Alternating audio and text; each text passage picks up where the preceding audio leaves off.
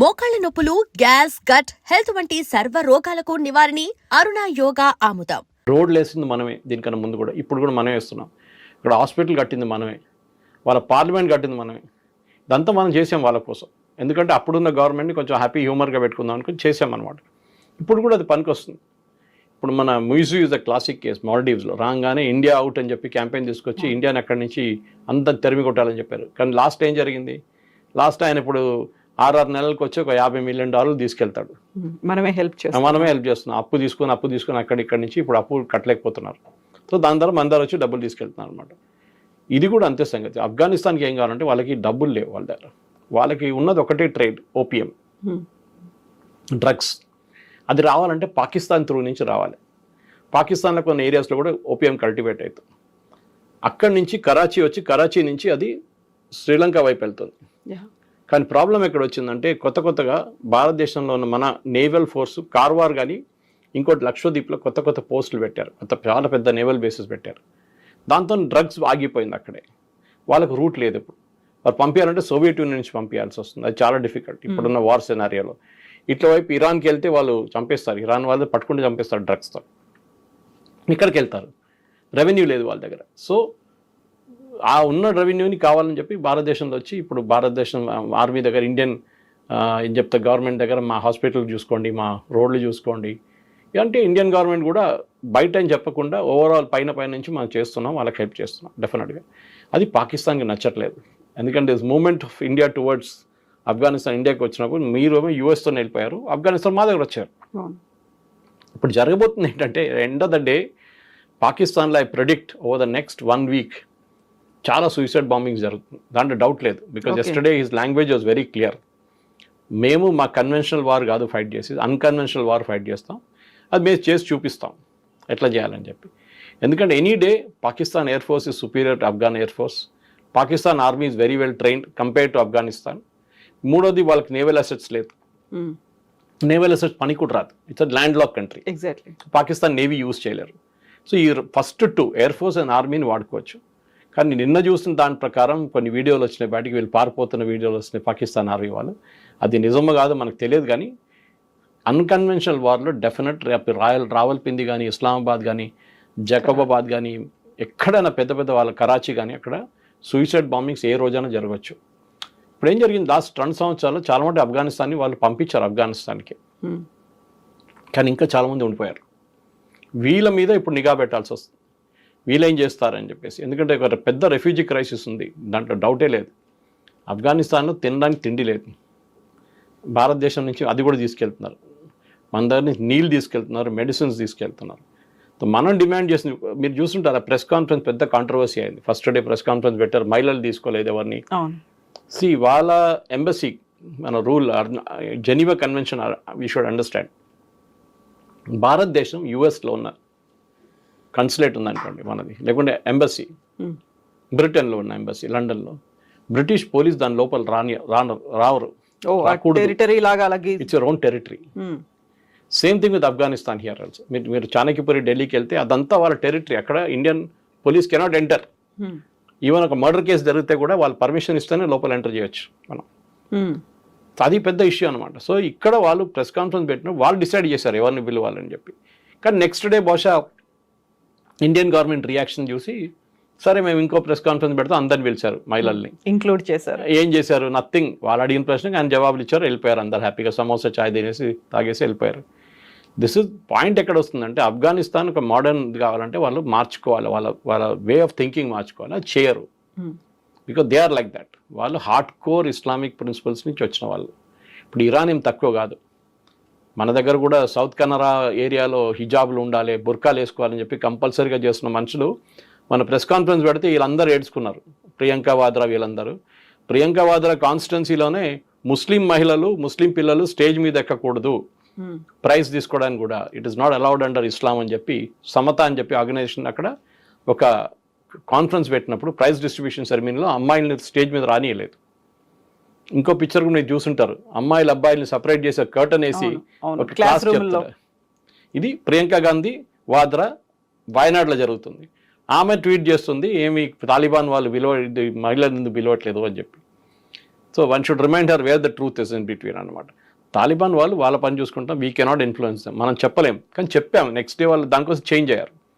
కానీ ఇప్పుడు ప్రెజెంట్లీ పాకిస్తాన్లో I think over the next 20-25 days Pakistan చాలా కేర్ఫుల్గా ఉండాల్సి వస్తుంది. వాళ్ళు ఏమంటున్నారు, మా మీద దాడి చేస్తే మేము చేస్తాం అంటున్నాం. కానీ మీరు చేస్తే ఇంకా సిచ్యువేషన్ ఇంకా హారబుల్ అయిపోతుంది. స్పెషలీ బార్డర్ ఏరియాస్లో, క్వెటా ఆ ఏరియాస్లో అంతా, పెషావర్ ఏరియాస్లో it will B messed up, completely mess up అయిపోతుంది. ఇంకా భవిష్యత్ చాలామంది చనిపోతారు. ఆఫ్ఘనిస్తాన్ వాళ్ళకి నంబర్లు పట్టించుకోలేదు, వాళ్ళు పట్టించుకోరు. ఎందుకంటే వాళ్ళు సోవియట్ యూనియన్తో ఫైట్ చేశారు, తర్వాత యుఎస్తో ఫైట్ చేశారు, నేటో ఫోర్సెస్తో ఫైట్ చేసిన వాళ్ళకి ఇది చాలా ఈజీ. ఒక 100 మంది చనిపోతే రోజు కూడా వాళ్ళకి ప్రాబ్లం లేదు, దే విల్ ఫైట్.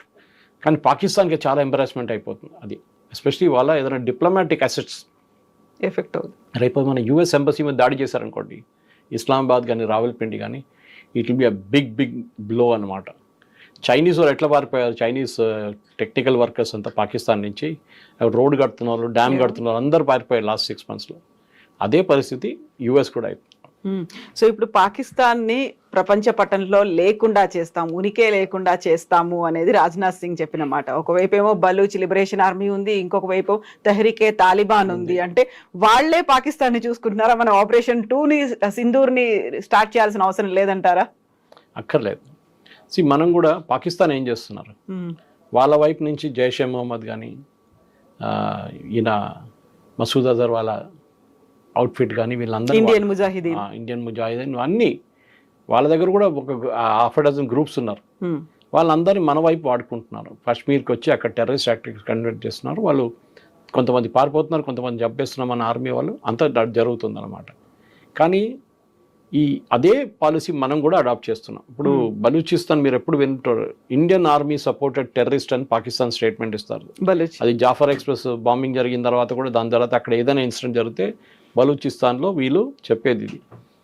కానీ పాకిస్తాన్ మర్చిపోకూడదు, ఒక 6-8 నెలల ముందు పాకిస్తాన్ అండ్ ఇరాన్ బాంబింగ్ చేసుకున్నారు. వీళ్ళు వాళ్ళ మీద బాంబ్ చేస్తారు, వాళ్ళు వీళ్ళ మీద బాంబ్ చేసి 2 ఖతం చేసుకున్నారు. సో ఇక్కడ ప్రాబ్లం ఎక్కడ వస్తుందంటే, ఈ సోవియట్ యూనియన్ ఓడించడానికి ఇదే ఇరాన్, సౌదీ అరేబియా, ఇంకా చాలా ఇస్లామిక్ నేషన్స్ చాలా డబ్బులు పెట్టారు ఆఫ్ఘనిస్తాన్లో. ఇప్పుడు తాలిబాన్ వాళ్ళు చెప్పిన నంబర్ ప్రకారం వాళ్ళ దగ్గర 2 లక్షల మంది ఆర్మ్ ఫోర్సెస్ ఉన్నారు, ఇంక్లూడింగ్ పోలీస్ ఫోర్సెస్. అది కొంచెం ఎగ్జాజరేట్ చేసి ఉండొచ్చు, 1,00,000 ఉండొచ్చు కావాలంటే. 1,00,000 కూడా పెద్ద నంబరే కదా. And that to not conventional war, unconventional war fight చేస్తారు. సూసైడ్ బాంబర్స్ ఉండి ఉంటారు, ఏదైనా తయారు వాళ్ళు అట్లనే వాళ్ళు, ఎందుకంటే వాళ్ళకి ఇంపాక్ట్ కావాలి. వెళ్ళి మీరు ఒక తుపాకీ తీసుకొని ఒకరిని కాల్స్తే కాదు కదా, అక్కడ వెళ్ళి సూసైడ్ బాంబింగ్ చేస్తే 100 మంది చనిపోతే బిగ్ న్యూస్ అనమాట. ది ప్రాబ్లం ముల్లా అమర్ కానీ వీళ్ళందరూ స్టార్ట్ చేసిన నెట్వర్క్ ఇది. దాని నడిమిట్లో హక్కానీ నెట్వర్క్ ఒకటి ఉంది పాకిస్తాన్ నుంచి ఉండే ముందు, వాళ్ళు కూడా దీంట్లో ఉన్నారు. ఇదందరూ కలిసి ఆఫ్ఘనిస్తాన్ని బేస్గా వాడుకొని పాకిస్తాన్ మీద దాడి చేస్తారు. దాంట్లో మన మోటివేషన్ ఉందా అంటే బహుశా ఉండొచ్చు, ఐఎమ్ నాట్ డినైయింగ్ ఇట్. ఇండైరెక్ట్గా రా వాళ్ళు చేస్తున్నారా లేదా అనేది we will never come to know, because రా అట్లా ఆపరేట్ చేయరు. వాళ్ళ మెథడాలజీ డిఫరెంట్ ఉంటుంది అన్నమాట. ఎందుకంటే రేపు ఇదే తాలిబాన్ వాళ్ళు మన మీద కూడా ఒక రోజు రావచ్చు అని చెప్పి ఒక రియలైజేషన్ ఉంటుంది. పాకిస్తాన్ ఒక సెక్షన్ తీసుకొని డబ్బులు ఇచ్చి మన వైపు పంపించవచ్చు కాశ్మీర్కి. ఇన్ఫాక్ట్ అదే జరుగుతుంది అనుకున్నాం మనం. యుఎస్ పారిపోయినప్పుడు వీళ్ళందరికీ ఏం పని లేదు, అక్కడ జాబ్లెస్ అయిపోయారు. ఎవరిని చంపుతారు, చంపాల్సిన వాడు పారిపోయాడు, అక్కడ సోవియట్ వాళ్ళు పారిపోయింది, దాని తర్వాత యూఎస్ పారిపోయింది, నేటో వెళ్ళిపోయింది. ఎవరిని వెళ్ళి కొడతారు మీరు? సో పాకిస్తాన్ దొరికారు వాళ్ళకన్నమాట. సో వాళ్ళు ఆఫ్ఘనిస్తాన్ ఏమంటున్నారంటే, మాకు సంబంధం లేదు తెహ్రీకే తాలిబాన్తో, మీరు మీ వైపు నుంచి మా మీద దాడి చేస్తున్నా, మేము మీ వైపు మేము చేస్తాం దాడి, మమ్మల్ని బాంబ్ చేస్తే మేము కూడా చేస్తాం అని చెప్పి నిన్న రాత్రి బాంబింగ్ జరిగింది, 58 మంది చనిపోయేదని అంటున్నారు. కానీ ప్రాబ్లం అక్కడ కాదు. Problem is again I'm repeating is, వీళ్ళ కన్వెన్షనల్ ఫోర్సెస్ మీద దాడి చేస్తే, ఒక ఎయిర్ ఫోర్స్ బేస్ ఏదైనా ఉండొచ్చు. మనకు తెలుసు, మన పాకిస్తాన్లో వాళ్ళ పిల్లలు చదువుతున్న స్కూల్ కూడా అటాక్ చేశారు, కేడెట్ స్కూల్ అటాక్ చేశారు. వీళ్ళు చాలా బాధ అనిపించారు, చాలామంది పిల్లలు చనిపోయారు దాంట్లో. So they will do anything, ఏదైనా చేస్తారు తెహ్రీకే తాలిబాన్. కానీ వాళ్ళు మీరు కంట్రోల్ చేస్తే ద ప్రాబ్లమ్ ఈజ్ అది ఇంకా అన్కంట్రోలబుల్ అయిపోతుంది. ఒక పొలిటికల్ సొల్యూషన్ కావాల్సి వస్తుంది దీనికి. పొలిటికల్ సొల్యూషన్ రావాలంటే వీళ్ళిద్దరు కూర్చొని మాట్లాడుకోవాలి. కానీ పాకిస్తాన్ డౌట్ ఏంటంటే, వీళ్ళు ఆఫ్ఘనిస్తాన్ ఇండియా వైపు వెళ్తున్నారు, వాళ్ళ వైపు ఒక స్లాంట్ ఉంది వాళ్ళకి, వాళ్ళ దగ్గర నుంచి డబ్బులు తీసుకుంటున్నారు, వాళ్ళ దగ్గర నుంచి టెక్నాలజీ తీసుకుంటున్నారు, వాళ్ళ దగ్గర నుంచి రోడ్లు కట్టుకుంటున్నారు. ఇదంతా చూసిన తర్వాత భారతదేశానికి కూడా అర్థమైపోయింది, ఇప్పుడు ఆఫ్ఘనిస్తాన్లో కూడా మనకు చాలా మటుకు న్యాచురల్ రిసోర్సెస్ చాలా ఉన్నాయి, రేర్ ఎర్త్స్. అక్కడ మనం ఎందుకు చేసుకోకూడదు? అండ్ ఇంకోటి, బగారాం ఎయిర్ ఫోర్స్ బేస్ యుఎస్కి ఇయ్యరని చెప్పారు, ఇండియాకి ఇయ్యాలని ఎప్పుడు చెప్పలేదు కదా, మేము మీకు ఇవ్వమని చెప్పలేదు. ఎగ్జాక్ట్లీ. మనకు Bagram air force base control ఇస్తే పక్కన చైనా అక్కడి నుంచి you can use that as listening post అంట ఇంగ్లీష్లో. అంటే వాళ్ళు ఏం చేస్తున్నారు, చైనా వాళ్ళు ఏం చేస్తారు, దానికోసం యూఎస్ అడిగారు. వాళ్ళకి తాలిబాన్తో ప్రేమ ఏం లేదు, వాళ్ళకి ఆ బగారాం ఎయిర్ ఫోర్స్ బేస్, ఎందుకంటే దట్స్ వెరీ క్రిటికల్ అనమాట, very strategic air force base. అది వస్తే మనకు కూడా చాలా మంచి ఇన్ఫ్లుయెన్స్ ఉంటుంది దాని గురించి. బహుశా జరగవచ్చు రేపు 1 or 2 years ఉన్న సీక్రెట్లీ కూడా మనం అక్కడి నుంచి ఆపరేట్ చేసుకుంటాం. అది ఎవరికి తెలియదు కూడా రేపు జరిగిందో లేదనేది. కానీ ఆఫ్ఘనిస్తాన్ ఓవరాల్గా ఇండియా వైపు ఒక స్లాంట్ ఉంది. ఆ స్లాంట్ ఇంకా మన వైపు నుంచి మంచిగా వాడుకొని అట్ ద సేమ్ టైం కొన్ని హ్యూమన్ రైట్స్ మనం అన్నీ అడగలేము వాళ్ళ దగ్గర. మహిళలకి కాకుండా పిల్లలకి ఎడ్యుకేషన్ మేము చూసుకుంటాము భారతదేశం, మీ పిల్లల్ని ఇండియాకి పంపించాం. చాలామంది చదువుతున్నారు ఆఫ్ఘన్ స్టూడెంట్స్ ఇండియాలో. అది కాకుండా మనం స్కూల్ అక్కడ నడిపిస్తాం, కాబట్టి మహిళల టీచర్లు పంపిస్తాం. Okay, but you should not put much of restriction దాని మీద అని చెప్పొచ్చు. మోడరేట్ తాలిబాన్ అక్కడ ఉంది ఒకటి, ఆ మోడరేట్ తాలిబాన్ని మీరు బయటికి తీస్తారు. అది చూసారు నిన్న, మహిళల్ని ఎప్పుడు కలవరు ఈయన ఫారిన్ మినిస్టర్. ఆలోచించండి, మన దగ్గర ఉన్న ప్రెస్ కాన్ఫరెన్స్లో మహిళలు వచ్చి కూర్చున్నారు, అందరు కోపంతో ఉన్నారు, కానీ అడిగినప్పుడు అన్ని జవాబులు అని చెప్పేసిండు, చెప్పాల్సిందని. దాని తర్వాత క్వైట్గా వెళ్ళిపోయింది. అందులో కూడా పిల్లల చదువు గురించి అడిగారు వాళ్ళు. సో మీరు ఇరాన్ చూడండి, ఇప్పుడు ఇరాన్లో హిజాబ్ వేయకుండా మీరు యూనివర్సిటీకి వెళ్ళారు, హిజాబ్ కంపల్సరీ, మ్యూజిక్ ప్లే చేయకూడదు, సినిమాలు లేవు, ఎప్పుడైనా అడుగుతున్నారండి? మొన్న దాకా సౌదీ అరేబియా కూడా ఇదే ఉండే కదా. మొహమ్మద్ బిన్ సల్మాన్ వచ్చిన తర్వాత Saudi Arabia is really gone modern కంప్లీట్గా. ఆయన ఏమంటున్నారు 2030 దాకా మేము యూరోప్ లాగా చేసేస్తామంటున్నారు సౌదీ అరేబియాని. ఆలోచించండి, అంటే the land of Mecca and Medina will become Europe అంటున్నారు ఆయన. అంత మోడర్నైజ్ చేయబోతున్నాను నేను. వాళ్ళకి అందరికి తెలిసింది ఏంటంటే ఈ క్రూడ్ ఆయిల్ అనేది ఎప్పుడు ఉండదు, ఇంకా బహుశా ఇంకొక 50 సంవత్సరాలు మ్యాక్సిమం. కొంతమందికి అయితే 20-30 సంవత్సరాలు ఫినిష్ అయిపోతుంది ఆయిల్ అంతా. దాని తర్వాత ఏం చేస్తారు? మీరు బేస్ డెవలప్ చేయాలి, ఇండస్ట్రియలైజేషన్ చేయాలి, మ్యానుఫ్యాక్చరింగ్ ఉండాలి, మీకు సైన్స్ అండ్ టెక్నాలజీ ఉండాలి, స్పేస్ టెక్నాలజీ ఉండాలి, మిసైల్ టెక్నాలజీ ఉండాలి. సౌదీ అరేబియా కూడా దాంట్లో ఇన్వెస్ట్ చేస్తున్నారు. రేపు బహుశా ఆఫ్ఘనిస్తాన్ కూడా మనం ఇదే ఇవ్వబోతున్నాం. మేము మీకు మిసైల్స్ ఇస్తాము, మాకు డబ్బులు ఇవ్వండి. ఆ డబ్బులు కూడా మేము మీకు మీ దగ్గర ఉన్న ప్రోడక్ట్స్ అమ్మేసుకొని మీకు డబ్బులు ఇప్పించేస్తాం. రేర్ ఎర్త్ మినరల్స్ అనమాట. అది మనం తవ్వి అక్కడ తీసుకురావాలంటే పెద్ద ఛాలెంజ్. ఎందుకంటే మనకి సీ రూట్ లేవు అక్కడి నుంచి. సీ రూట్ రావాలంటే మనం త్రూ ఇరాన్ రావాల్సి వస్తుంది. ఇరాన్ నుంచి వచ్చి షబార్ పోర్ట్ మీకు గుర్తుంటుంది, అది మనకి ఇచ్చి. కానీ ఇప్పుడు అది యూఎస్ అక్కడ కూడా శాంక్షన్స్ పెట్టారు. ఓవరాల్ చూస్తే ఏంటంటే ఆఫ్ఘనిస్తాన్ భారతదేశానికి దగ్గరకు వస్తుంది. అది పాకిస్తాన్కి పెద్ద వరి, చాలా పెద్ద టెన్షన్ పాకిస్తాన్కి. ఎందుకంటే ఏం చేస్తారో వీళ్ళు, ఏం చేపిస్తారో వీళ్ళు భారతదేశాన్ని, అది ఇంకా భయం అనమాట. సో తెలుగులో సామెత ఉంటుంది, శత్రువుకి శత్రువు మిత్రుడు అవుతాడు అనేది. కరెక్ట్, ఇంగ్లీష్లో ఉంది, your friends friend, your enemies enemies my friend అంటారు. ఒక విన్ విన్ సిచ్యువేషన్ ని ఎలా చేసుకోవాలి? డైరెక్ట్ గా అయినా ఇండైరెక్ట్ గా అయినా ఆఫ్ఘనిస్తాన్ కి హెల్ప్ చేయడమే కాదు, పాకిస్తాన్ ని దెబ్బతీయాలి. నాట్ ఓన్లీ ఆపరేషన్ సింధు 2.0 కాదు, ఇలా కూడా తీయొచ్చు అనేది. కరెక్ట్, ఎందుకంటే అన్కన్వెన్షనల్ వార్ ఫైట్ చేయడంలోనే స్మార్ట్గా ఉంటాం. యుఎస్ చూడండి, ఎక్కడెక్కడ డబ్బులు పెట్టలేదు వాళ్ళు. సుదాన్లో పెట్టారు, ఆఫ్రికాలో చాలా కంట్రీస్లో అన్స్టేబుల్ చేశారు, even south Africa interference try చేశారు వాళ్ళు. మన దగ్గరున్న బంగ్లాదేశ్లో చేశారు, శ్రీలంకలో ట్రై చేశారు, చాలా చోట్ల. వాళ్ళ మెయిన్ పని ఇది. ప్రాక్సీ ఏంటంటే వాళ్ళ డమ్మీ రెజీమ్స్ పెట్టుకుంటారు అక్కడ. నాచ్ రాజా నాచ్ అంటే అట్లాంటి మనిషి కావాలి వాళ్ళకి ప్రైమ్ మినిస్టర్. ఏం చేయమంటే చేస్తాడు. మహమ్మద్ యూనిస్ అదే కదా, సేమ్ థింగ్. సో లైక్ అట్లాంటి వాళ్ళు వాళ్ళకి 50 మంది కావాలి. ఆఫ్రికా కానివ్వండి, వెస్ట్ ఏషియా కానివ్వండి. వెస్ట్ ఏషియా చూడండి, ఖతార్ని ఇడా ఎయిర్ బేస్ బేస్లో యూఎస్లో ఎయిర్ బేస్లో, పెద్ద ఎయిర్ బేస్లో ఖతారీ ఎయిర్ బేస్ చేస్తున్నారు దాన్ని. Huge protest in US. How can you allow Islamic regime to? రేపు they can do anything. Qatar is home to Muslim brotherhood, Hamas, al Qaeda, వీళ్ళందరూ అక్కడే కదా హెడ్ క్వార్టర్స్ వీళ్ళందరిది. రేపు వాళ్ళు వచ్చి హెడ్ క్వార్టర్స్ యూఎస్లో పెట్టి ప్లేన్లో తీసుకొచ్చి అక్కడ దింపుతారు యూఎస్లో వీళ్ళందరినీ మళ్ళీ ఇంకో 9/11 చేయడానికి.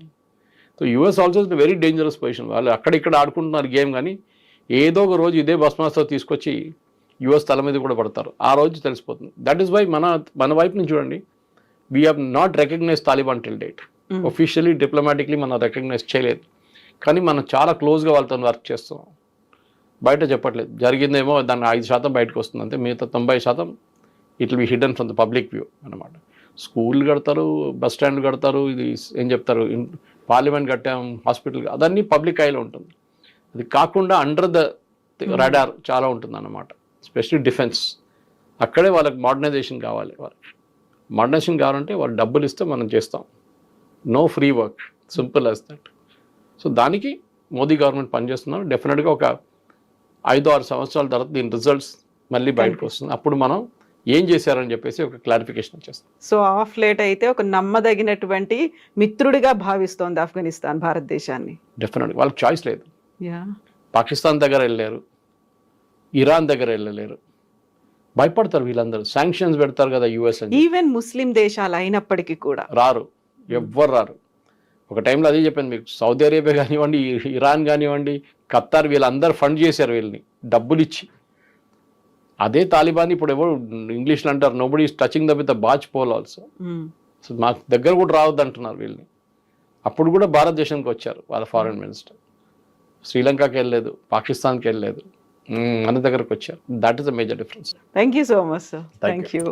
And don't forget to subscribe to iDream. And for more videos, Please subscribe to iDream. Please subscribe to iDream. Please subscribe iDream. And please subscribe to iDream. For more videos, subscribe to iDream. please like, share, and subscribe to the channel. Congratulations, iDream. Subscribe to iDream. Subscribe to iDream. So subscribe to iDream Media. iDream ki iDream team andarki huge congratulations. Please subscribe iDream Media. Please subscribe to iDream. Subscribe iDream. Please subscribe to iDream. iDream అంటే నా కళల ఛానల్ను subscribe చేసుకున్న నోరు తిరుగుతలేదు, మీరైతే గంట గుర్తు కొట్టండి. For more such videos, please subscribe to iDream. Subscribe to iDream. Please subscribe to iDream. Please subscribe iDream Media. Please do subscribe to iDream. Please subscribe to iDream Media. For best entertainment and information, please subscribe iDream.